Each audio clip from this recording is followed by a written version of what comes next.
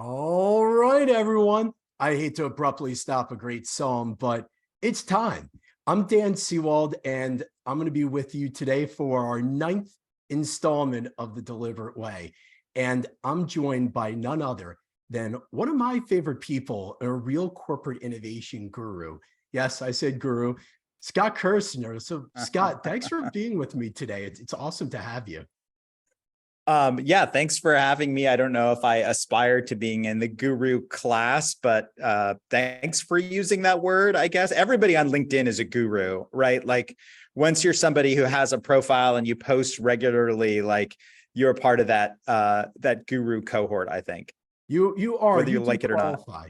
Well, that's the thing. You could aspire or not, but you are. And I'm going to tell people why you're a guru. So, Scott, I'm going to embarrass you a little bit. I'm going to share a little bit about you for folks who may not know the real or the deep profile of Scott Kirsner, the double agent.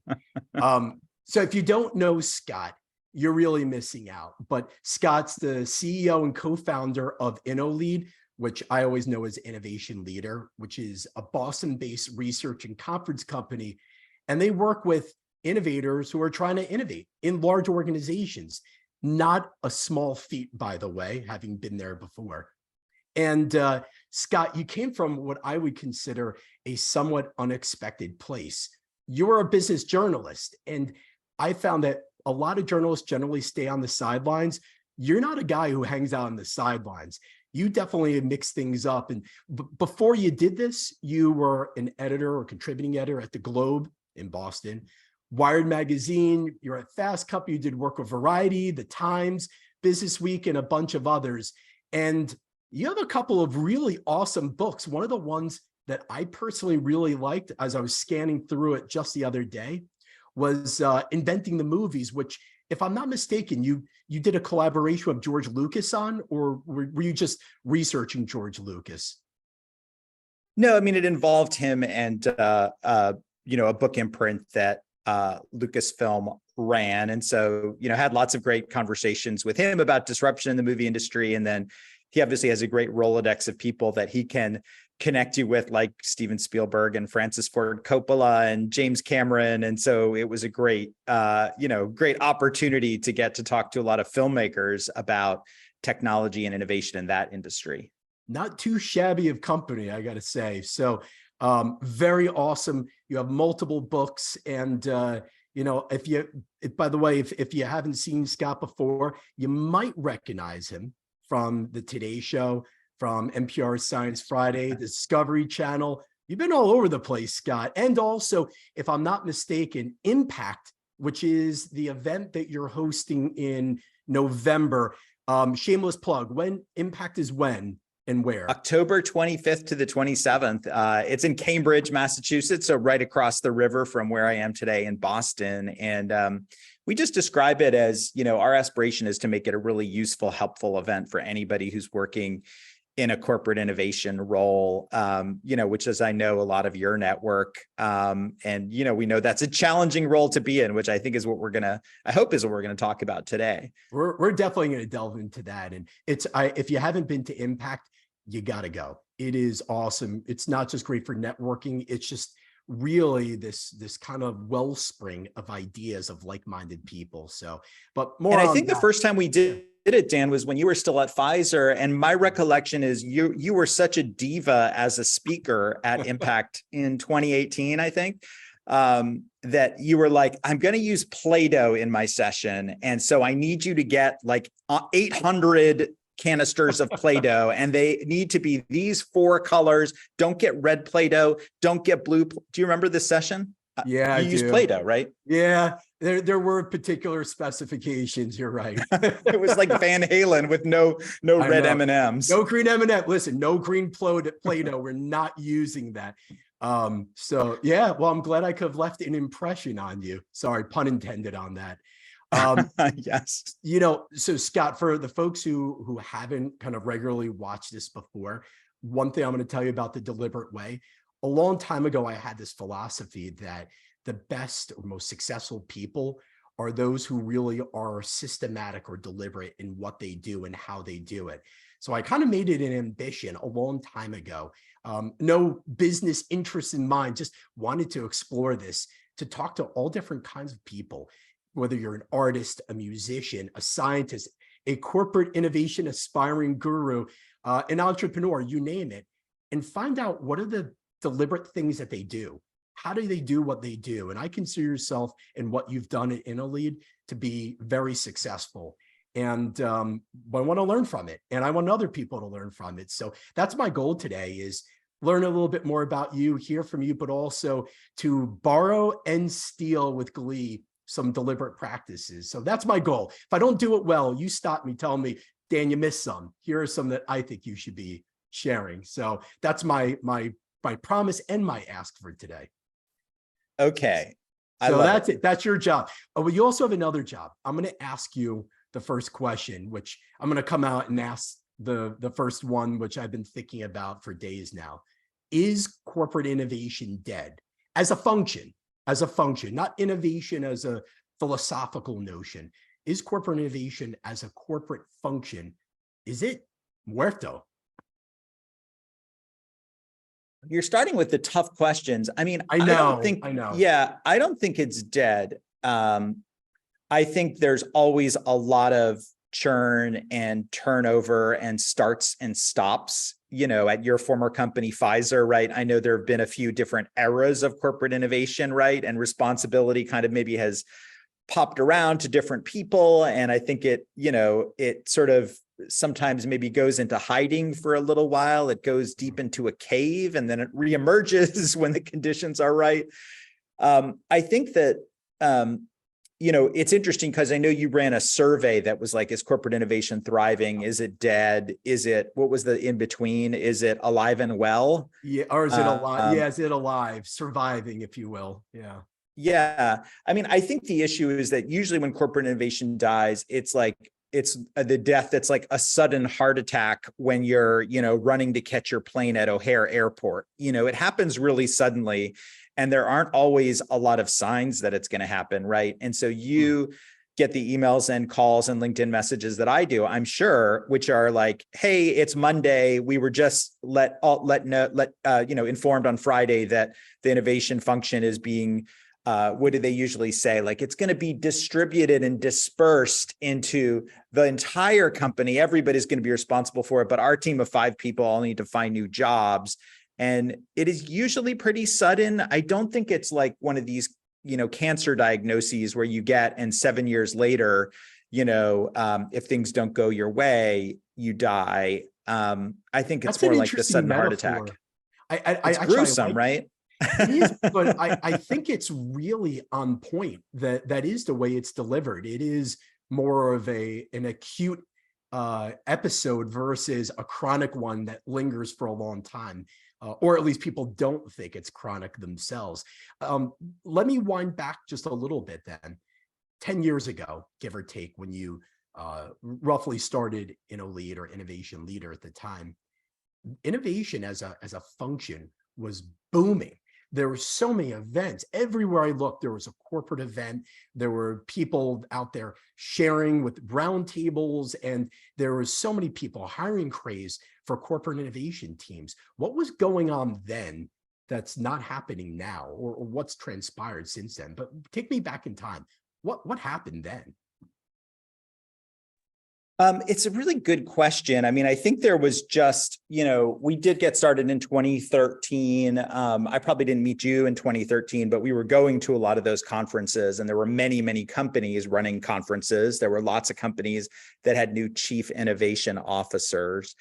And so I think it was kind of like, as the startup world started to boom and create these unicorn companies, I think there was a lot of, FOMO on the part of big companies, like, hey, we're starting to see the Airbnbs and Ubers and Stripes emerge, and really, in biotech, you had, lots of funding flowing into like new startup companies in biotech and drugs, devices, diagnostics, that whole world. And so there was probably a sense that like we as a large company need to be doing something internally to make sure we're not going to get, disrupted. And so start an innovation lab, create a chief innovation officer. Some was probably also just the culture of looking at Google and how beautiful their office is in Mountain View and all the free food and, and saying we should have part of our culture that kind of like emulates Silicon Valley. And, some of that was well-intentioned. And a lot of it has, now seems kind of dated, if not like totally extinct. It's interesting. Is this, I'll put a hypothesis out there. How much do you think this ties to the austerity measures that kind of came out of COVID, or even the cyclicality of the economy? Is that a big influencing factor, or is it other things? Is it just sort of the wear and tear or fatigue with innovation? What's your opinion on that? Well, everything needs to deliver results in a big company. And so, you and I could debate this right around training and capabilities and cultural transformation and how long do organizations really care about something that is not saving them money or generating new revenue. Whenever we ask about metrics and what are the metrics that matter to senior leadership, and this is something we've done with a lot of our research in collaboration with KPMG, which is a great firm that definitely helps us level up our quantitative research that we do. Whenever you ask about what metrics does senior leadership care about, number one is revenue, number two is efficiencies and cost savings, and number of new ideas or number of people trained or, positive NPS scores on how welcoming and open and supportive of innovation is our culture. Like that stuff is way, way down the list. Wow. Has it always been that way, or have you seen a shift just from a quantitative perspective from the time that you've started doing that type of analysis to today? No, I think it has. I think it has always been that way. I mean, the question is just like how long on the calendar, how much time do you have on the clock before you have to start showing some quantitative outcomes from innovation? Like just as an example, to cite some recent research, we did a report in August called Building a Productive Innovation Portfolio. And we asked about, is your innovation process delivering quantifiable and concrete outcomes? And about half of the respondents agree. I'm just trying to do the math in my head. Like 56% of respondents will agree with that statement. And so, it leads you to ask the question, if you're in that other 44% who either disagree, strongly disagree, or are kind of neutral on that, you're in a bad place. And, you have to hear the sound of the ticking clock when you have some kind of responsibility for innovation or R&D or transformation or whatever the language that's being used, which is like, there is going to need to be a concrete or quantifiable outcome at some point. Otherwise, you've seen the churn, I've seen the churn, probably a bunch of people in the audience on LinkedIn have seen the churn. And, the churn can be okay for some people as individuals, like many of them, like you, they start consulting practices. Some of them wind up in big consulting firms. Some of them wind up in startups where like the innovation cycle time just is realistically like a whole lot faster and more stuff gets shown to customers and gets launched. And maybe it's a less frustrating place for true innovators to be. Yeah, it's a great insight. I know I started with the hard questions. Not that the next I'm going to ask you is an easy question, but it's a really nice segue. When I think about some of the things that you've done, you visited some really cool companies and Google's labs, Disney. You've done some stuff at Sundance, the United Nations. You really have had a chance to tour companies and see their natural habitat. What are the telltale signs for the companies that really endure, that thrive and don't go down the tubes with their innovation investments after just a few years? What have you been seeing that are those signals out there?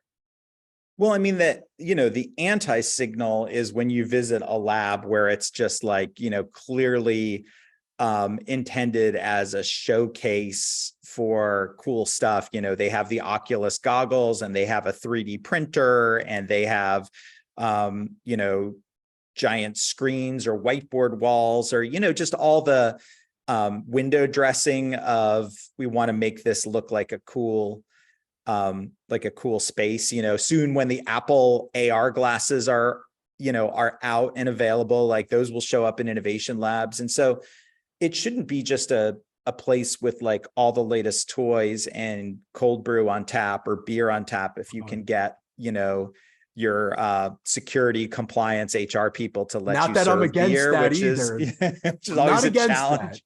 that. Yeah.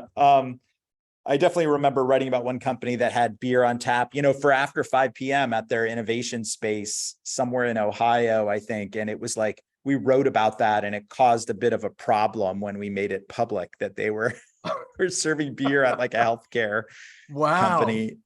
You got to be But I mean, careful of letting Scott Kirsner behind the curtains. That is a warning there. yeah, I mean, I think the positive signs are just that, like, look, you know, you need to be prototyping real stuff, and it can be very, you know, it can be very rough, you know, prototyping with cardboard or with, you know, wireframing software, but like you should be letting customers in or letting partners in to actually see what you're working on. I mean, everybody really is trying to get, I think labs that are successful are actually prototyping stuff that's going to roll out in some way, either internally in the company or externally. And so, you know, it doesn't have to look pretty. I mean, when you go to Walt Disney Imagineering, you know, in Glendale, it's, you know, it's not, it doesn't look like a Disney theme park. It's not super No? glamorous. There's lots of, you know, junk around and, you know, componentry sitting around. And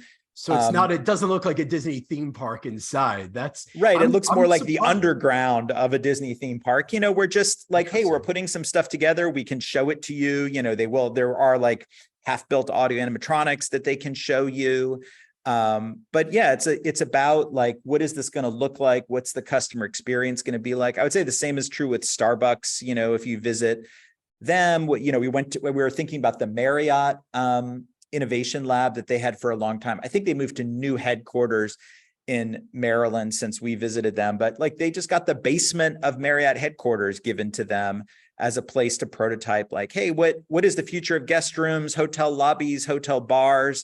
You know, and so building stuff is a pretty good, you know, good sign for these innovation spaces. I love the stories, the little anecdotes of what you're seeing. And I like the sort of the counter of, you know, this is what good doesn't look like, because sometimes it's easier to spot that. What I'm hearing is they almost feel like small startup shops. A lot of the startup companies that I've worked with, it's all hands on deck. It's very scrappy. But I guess going back to the innovation lab sort of notion, if a company has an innovation lab, or let me reframe that, are innovation labs, are they a good investment for companies? Should they be, you know, should they have them? It sounds like for a lot of people at show, are you seeing great examples or solid examples of innovation labs that are really churning out true innovation?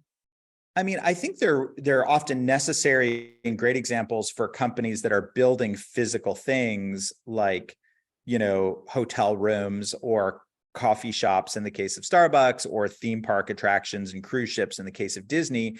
I think there were a lot of innovation labs like in pharma companies, med device companies, financial services, CPG companies, right? Where it was like, pre-COVID, it might have worked when everybody was in the office 5 days a week, but now post-COVID, like it's very hard to activate those spaces. You know, like I can definitely think of a healthcare company here in Boston that has like a great innovation space, and it's very hard to activate and make it feel like it's productively populated by people, you know, who need it for prototyping, as opposed to just sitting around and having a meeting that's outside of your house. Like, so I do think I would say a lot of non-physical product companies may still have vestigial innovation labs post-COVID.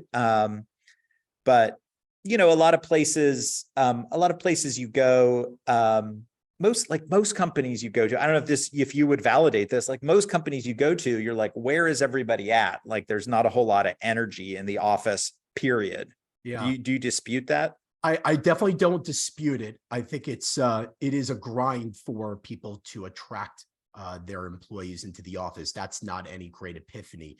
But there's a lot of the stuff you do is like training events where like everybody does come into the office to get trained by Dan and his team, right? I would distinguish that actually they use that as a reason to come together somewhere else. And that is kind of the model. I'll share my 2 cents. The model I'm seeing is people are not going to the office, but they will go to a location where they can come together and they can create an experience.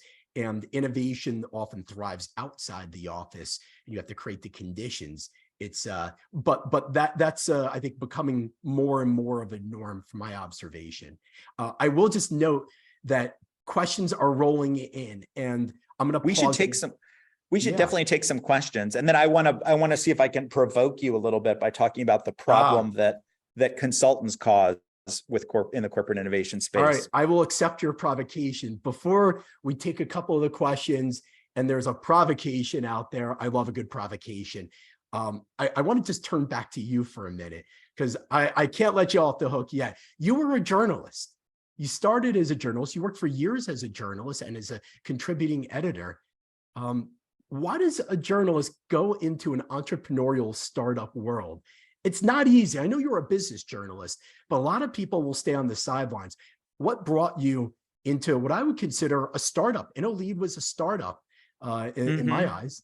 What drew you into that? I mean, peer pressure is the short answer. Like my 2 co-founders, Frank Hertz and Scott Cohen, had done some media startups together before that were successful and it got acquired and, built really great communities of people. And they were sort of always, we would get together for lunch or for coffee every once in a while. And they'd be like, come on, you must have an idea for a publishing media conference startup that we should do together. And, a lot of the problem with journalism, to be totally honest, is like, it's really fun to go someplace, like Walt Disney Imagineering as an example. Like I went there as they were heading to the 50th anniversary of that organization. And like, so I hang out at Walt Disney Imagineering for a couple of days and like meet people who work directly with Walt and see a lot of their prototypes and like, that's super fun. But like, that's a product that you then sell once, like it gets sold to Wired magazine, it runs in print in Wired magazine, it shows up online. And then you're like, oh, that whole multi-month process of writing that article like is now behind me. Versus like, when you have a community, we now have like dozens and dozens of research reports, like recorded webinars, articles by people like yourself that they've written. And so it really becomes like a collection of content plus a community of people, on the website and in our Slack channel and at our in-person events that gets a little bit more value. It's not just a piece of content that I am selling to a magazine, that gets published and I feel proud of for a couple of days and then move on with my life. But it has turned into something bigger and hopefully like more useful, hopefully, in service to the people who love this kind of role and know that it's hard and are trying to move the needle inside companies, inside government agencies, inside nonprofits. Have you been able to kind of borrow some insights or practices from some of the innovators or organizations that you've observed or visited, worked with? Because you're constantly surrounded by people in the innovation space. I'm curious how much has rubbed off. Have you been able to kind of borrow some of that wisdom and apply it to InnoLead? Oh, it's really a good question. I mean, I think we just do a lot of, the best people in corporate innovation roles like have good antenna for like how is our customer changing and how is technology changing, and they're not afraid to like actually test stuff. So like we do a lot of like hands-on testing to understand like what are the capabilities, what are the limits of things. I mean, as an example, just in the last couple of weeks, we were looking at various generative AI platforms and like poking and prodding and seeing like, okay, what can you do with with Adobe, and what can you do with DALL-E and ChatGPT and Bard and, Microsoft Bing, and literally just getting the group together and banging on those things to see what they can do and what we like about them and what we don't like about them. I like that as a deliberate practice. If we're going to talk about something, we should go out and experiment ourselves and fail, learn, so that we then have some primary experience. We don't always do that. It's easy to talk about things, but not actually do them. Well, let me, I mentioned this to you before we jumped on for this podcast, but one of the things I always love to explore is deliberate practices. There's something you just put out as a moderated panel, which I thought was awesome on Twitter. And maybe it's on LinkedIn also. People should look it up. It's really nice practices when you're doing a fireside chat. What are some things that you would advise people from the innovation world, just some practices that you think have worked really well for other companies or individuals even, that you would share with a friend who comes to you to ask for advice around how to be a better innovator, a better corporate innovator? It's such a good question. I mean, I think that communications and making sure that you are messaging and branding what you're trying to do is really important, and making sure it's very inclusive. That often people will tell me as they were having that call, the like post-mortem of like, hey, your team got shut down or you got let go, what went wrong? They're like, well, we didn't really communicate enough about what we were trying to do and what was going well and what results we were delivering. Like, you guys were experts at this at Pfizer in terms of creating the whole Dare to Try brand and, stickers and, just the, You remember that. Yeah, no, it was a great example. It's one we refer to a lot, just because people in big companies are really busy and they don't care about stuff that is not specifically their job and is not related to their bonus. And so if you're doing something around innovation, it's very easy to get like A, forgotten, or B, like vilified, quite frankly, like, oh, those are the cool kids that, they just got the company to rent them an office down in Soho and the rest of the company is here in Midtown and their office has the cold brew on tap and they have Yogi Bo chairs to sit on. And we're sitting here in like, uncomfortable chairs from Staples or whatever. I don't even know what chair that is, but now I got to research that. Why don't I have one? Yeah. Like a beanbag. It's like a high-end beanbag chair, Yogi Bo's. So I definitely think communication is a practice. I mean, like, people need to create videos and do webinars and publish. Like, we ran into a guy at Bechtel, the construction company, who had published a hardcover book talking about the results of their innovation program, like literally a coffee table book, where you could just thump it on the coffee table and say, like, if you want to know what we've been doing, like, here it is, plunk, I love that. That's clever. Yeah. To build on your point, there was a company, I think it's United Therapeutics, years ago, their annual report, they found people weren't reading it. So they made it a comic strip. I think they made it into some other kind of show. They used all these different unexpected mediums. And what I get from you on this is, if you want to innovate, you got to be innovative. And you also need to brand, you need to communicate well, because you could easily get lumped in as those guys or those fools for that matter. That's a real problem. I think that could be the source. Yeah, I think there's always a risk when you're doing, we definitely have written about, people doing comic books as a way to communicate. Like, here, Lowe's Home Improvement did one at one point that we have some excerpts from on our site. There's always a risk in like looking like a lightweight. And so I do think, figuring out how to get C-level executives to, be on your internal podcast or be on your webcast, and sort of give them some visibility and show that they're supportive of what you're trying to do, like that is definitely important. I like it. Scott, I'm going to stop monopolizing all the questions for the moment.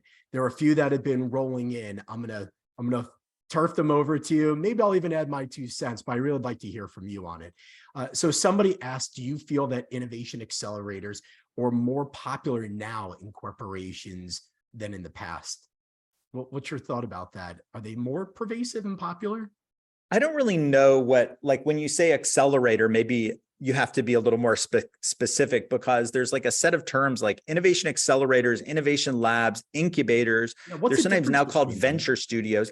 I don't know, because when people say venture studio to me, I usually think, oh, that's like an outside firm like High Alpha or Mach 49 that has some entrepreneurs, maybe has some funding, and is really creating something with a corporate externally. But then a lot of people use the term venture studio to basically mean the same thing as an incubator, like a place where you sort of incubate, cultivate ideas for new businesses or new product offerings. Yeah, they do get used interchangeably a lot. I often think of accelerators as taking a piece of your startup capital, incubators being internal, but maybe these are just all false distinctions and just being used interchangeably. And I guess when you also say, did the person, sorry, I'm not looking at the LinkedIn stream. So did the person say innovation accelerator, right? Like, so probably not startup, because startup accelerators, I think there definitely has been a decline in like corporate interest in sponsoring accelerators. I don't think that's been like a growth business. Techstars was really trying to foster that for a long time. And many of the people in that team are now off doing other stuff in the last year or so, just because I think that model, maybe it worked well when you were getting 10 or 12 startups to come to Minneapolis or to come to Boston or come to LA and spend some time with your executives and on your campus. And then when everything went virtual, I think a lot of that value of like the contact and the interchange started to go away too. There was a question that's a little bit of an adjacency here. What do you think about companies that use private sector accelerator incubators like Plug and Play or the New Lab as part of their open innovation strategy? I think it can work really well. I mean, it's better to have some kind of startup engagement and interaction than to have none. But I think like the ultimate place you need to get to is a mindset where like whatever industry you're in, there are probably a handful of places around the world that have relevant startups to you, right? Like if we said, okay, you're an industrial company and you're thinking about how robotics are going to change your life, and your organization's business, like you would start off by saying like, okay, you want to be looking in Pittsburgh, Boston, Silicon Valley, and I'm not sure where the fourth place would be. Like maybe it's in, Beijing, Shanghai, Hong Kong, somewhere in Asia. Maybe it's in Tokyo. Like, so that where you really need to get in terms of startup scouting is not saying, oh, let's just have a relationship with Plug and Play or, Mass Challenge, which is across the street here. But like, let's think about our industry. Where are the startups that are going to be relevant for us to invest in, partner with, acquire? They are much more geographically dispersed now than they were pre-COVID.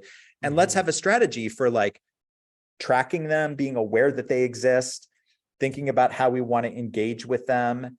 And then, potentially sometimes it is investing and acquiring. But Silicon Valley is not the end all and the be all. New York, Boston, Tel Aviv are not the end all and the be all. And so like, I do worry about that, the company where it's like, they feel like they've checked the box because they have a relationship, with us startup, accelerator, like Los Angeles Clean Tech Incubator. It's a great place, but like every energy company is not there in the LA area.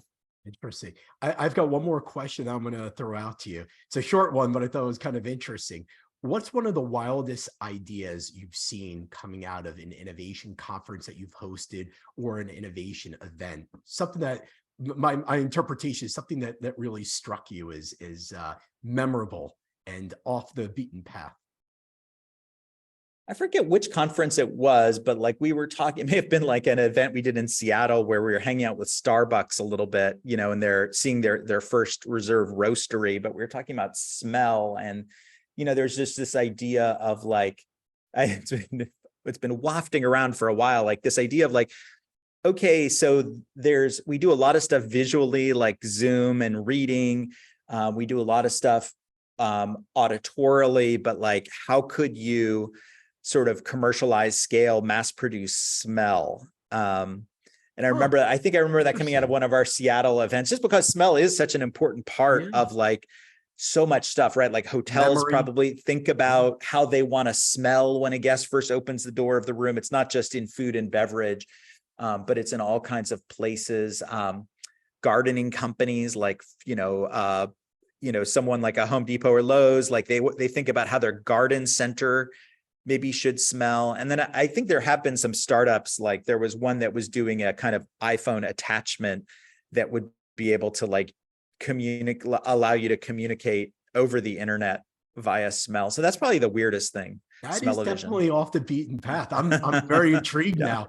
I'll have to search for that. You know, especially as the fall comes in the New England and even the East Coast by where I am, they're the smells of fall. You see it, but you can actually, the scent, there's a particular scent that tells you summer's over and fall is here. So I love that. That's an interesting one. I've got, Yeah. I have one more sort of ask of you. I have a game that I like to play that's called Myth or Reality. And I generally like to ask, just read out a statement, some conventional wisdom, and then put you on the hot seat to tell me, do you think it's a myth or is it a reality? As you could probably guess, in life, very few things are black and white. And these won't be black and white either, but I'm interested to get your read on it. Are you up for playing a game? Yes, I am up for playing a game. All right. Always.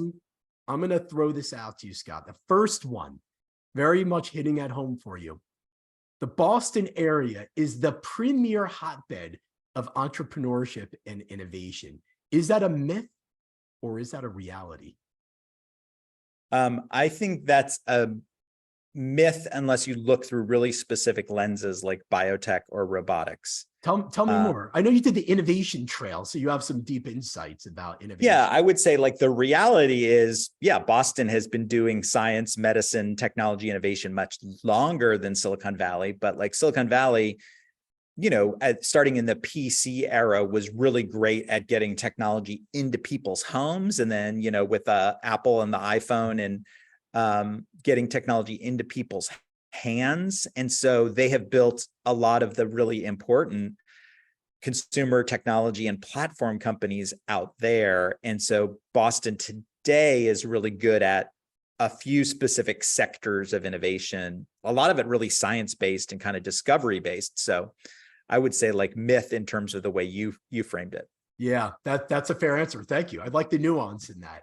All right. This one is a little bit more about the corporate innovation function that we were talking at the start of the conversation. Innovation requires executive buy-in. Is that a myth or is that a reality?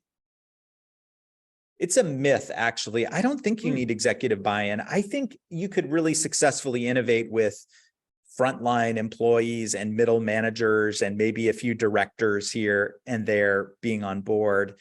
You know, the reason that's a myth is that if you see a customer need or you see a way to streamline something and you make it happen and you build something for that need, like I'm spending some time over at a trade show at the Boston Convention Center, like it's run by a company talking to their customer. So if you see a customer need and you serve it and the customer wants to buy it, I don't think you need C-level buy-in for that kind of innovation, you know, but obviously that's stuff with a very short path to deployment. But yeah, I think it's a myth that you need executive buy-in and their blessing for everything that happens in a big company. I appreciate that one because it's almost always conventional wisdom. If you don't have the CEO and the senior executives on board, you'll never be able to get liftoff in any real corporate innovation. So I like that, which leads me to the next myth or reality question in a very sort of a kind of tangential way. Are startups always more innovative than established companies? Myth or reality to you? No, I think that's a reality. I mean, large companies are in the business of leveraging brands that they've created and extending product lines that they've created. And in a way, the pharma industry, I think, is ahead of most other industries, right? In that they've spent the last 10 to 15 years acknowledging that most innovation comes from the startup sector and smaller biotech and pharma companies. You know, it's a small distinction of what's a biotech startup versus a pharma startup, you know, but I do think that industry has said like a lot of innovations come from startups. And so like we were just discussing, like, let's figure out who they are. Let's meet with them all the time. Let's make investments. Let's do deals where we're buying rights to them. And let's just acknowledge that maybe startups are more innovative than big companies. You know, if it were a baseball game and it was like the startup team versus the big company team, I would definitely bet on the startup team. If this is some kind of innovation baseball game and, you know, involves quick movement and agility and actually getting something to the market that's relevant to the consumer. To play on that Startups. metaphor, then it's possible that somebody could get up to the plate and hit a home run, but they're not gonna win the long game. It's possible, but they're probably not going to beat the startup Yankees. Sorry, Red Sox fans and Scott. Maybe not this year either. That's a bad metaphor for 2023. Yeah. I mean, I just don't think big companies should delude. You may have other questions that we should get to. I just don't think big companies should delude themselves about what they're good at. And so like I wrote a whole Harvard Business Review article basically saying why I don't think we should use the word intrapreneurship or say corporate entrepreneurs, because it really does delude you into thinking like, oh yeah, we have this great guy, Dan, and we're going to have him set up a startup with 7 of his friends from the big company. And oh yeah, it's not going to be exactly like a startup because they only have one investor, which is our big company, and we can shut off the funding whenever we want. Like that's not how startups work. No. And you also don't have the same skin in the game either. It's a real. Yeah, right. What is the upside for you, right? We're not going to turn you into a billionaire because then all your coworkers would be jealous if you became a billionaire. Are there any companies you've come across that do have a thriving entrepreneurial culture, like a real entrepreneurial culture, where they have kind of mini startups? Have you seen that? A bit of an aside, but I can't help but ask you that. Yeah, I mean, there's definitely some good examples of companies like Intuit or companies like WL Gore or who else in the Bay Area? Like Adobe has done a lot of good entrepreneurial stuff. But then like when you really are looking for, okay, who has built a, really valuable true startup, it tends to be like the ex Adobe employee or the ex Google employee, just because, I mean, I think that the key difference between a startup in the real world and a startup bouncing around inside a corporate entity is what I just touched on: single funding versus multiple sources of funding. And startups in the real world get a chance to pivot a lot. They just need to kind of figure out how to keep raising money. There's never that one person that can turn out the lights in the way that there is inside a large company. And so that persistence in real startups is often what gets them to really big league success. Yeah, it's a great point. It is that diversified investment portfolio. You are constantly fundraising. It is a reality. I have a penultimate myth or reality question for you. AI will simulate creativity to a level which will make human beings as creative engines obsolete in the not so distant future. Is that a myth or is that a reality?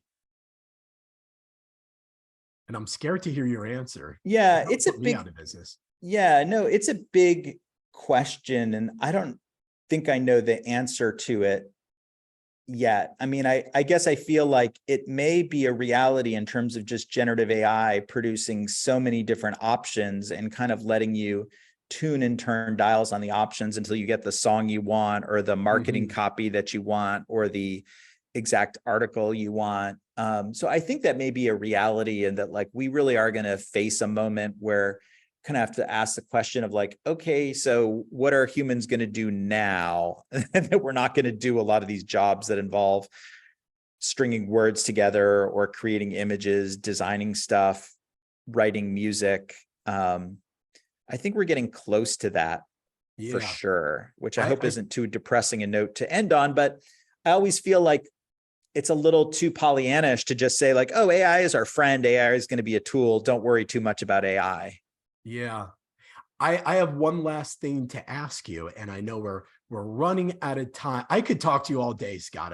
And I always say that, but I really do mean that.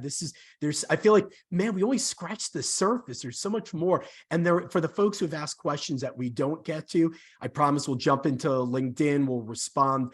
But if you had to give advice to somebody entering this corporate innovation game, what would you tell them? What would you tell them to do? Where could they learn and get better?